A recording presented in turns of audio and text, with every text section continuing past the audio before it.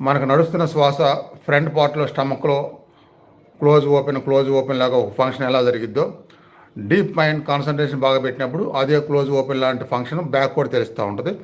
ఆ బ్యాక్ తెలిసే దగ్గర మీరు మనసు కేంద్రీకరించడమే కొత్త వాళ్ళు చేయాల్సిన పని.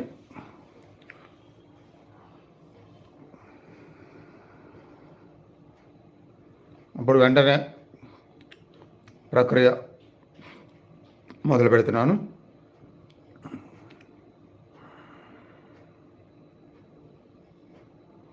మీరు ఎంత స్లోగా, ఎంత కంఫర్ట్గా, ఎంత మ్యాక్సిమంగా లాంగ్ బ్రీత్ చేయగలరో అంత లాంగ్ బ్రీత్ లోయర్ బ్యాక్ కింద మూలాధార చక్రంలో కాన్సన్ట్రేషన్ పెట్టి తీసుకోండి. కొద్దిగా హోల్డ్ చేయండి, మరలా వదిలేయండి. వదిలేసి నార్మల్ బ్రీత్లో కొద్దిసేపు అలానే లోయర్ బ్యాక్